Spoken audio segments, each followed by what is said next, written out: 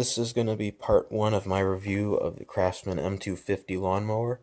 Part 2 will be me showing it in action, but for this part I'm just going to talk about it and give my opinions on it, now that I've owned it for a little while and I've used it a lot. Even though I did purchase this thing in spring of this year, 2021, I own a lawn service, and this is one of my favorite walk-behind lawnmowers to use, so it's gotten a lot of hours on it already. This is a front-wheel drive self-propelled mower. It's got a Honda GCV 160 engine, which is 160 cubic centimeters.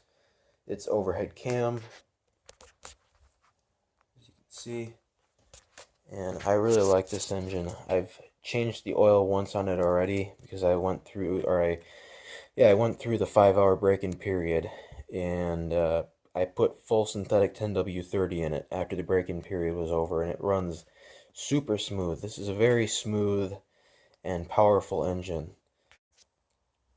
Another thing I should mention about this engine is that if you start it up and then shut it down right away and try to start it up again, it can take a little while to get it started back up, and that's because of the auto choke system. If, of course, you let it run for a while, then shut it off and then try and start it again, it'll be just fine. But if it's not fully warmed up, it can be kind of difficult to get it to start. Certainly not a big issue, but just something I wanted to mention. Other than that, it is very easy to start this engine. As you can see, it's got the high rear wheels, which is nice. Here is the lever for the front wheel drive. It's just on one side, which you'll get used to that after a few uses. It's no big deal. This is to adjust the belt tension right here. When I first got this mower, it would not move under its own power. So all I had to do was tighten this and tighten the belt up, and now it works just fine. It works very well on flat ground. On hills, it does tend to slip. The belt just isn't tight enough for that. But front-wheel drive mowers really aren't all that great on hills to begin with. The front-wheel drive on this lawnmower does tend to struggle in tall grass as well. This is a 3-in-1 mower. It's got mulch, bag, and side discharge. It mulches very nicely. I really like it. I really like the cut quality of this thing when it's mulching. It's got a deck washout port right there. It's got the height adjuster. It's just on one side, so you don't have to do it on each wheel, and that's a real nice feature in my opinion. One of my favorite things about this mower right here is these quick fold handles.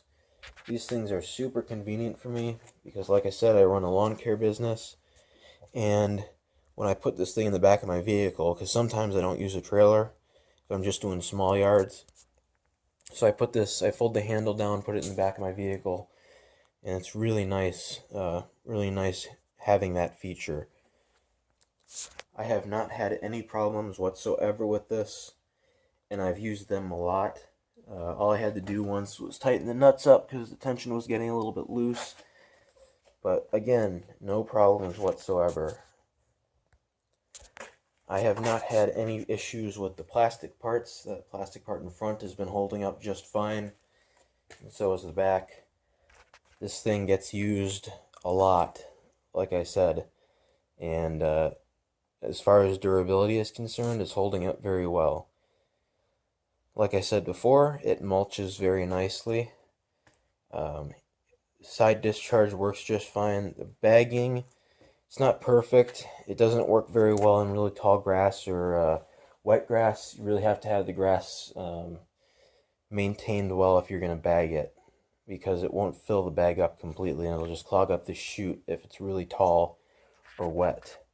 So just keep that in mind. The bag is right there. I believe it's a 1.9 bushel bag. It says dust blocker on the top, and it just says Craftsman on the sides, which you can't really see, but there's the bag.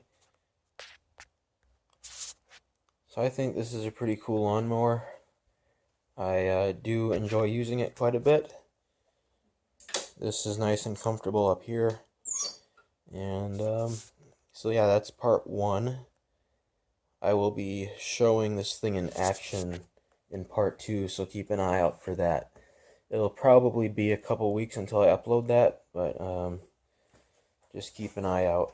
So, thanks for watching part 1 of the review. If you have any questions, please let me know, and I'll be happy to try and answer them. So, thanks for watching.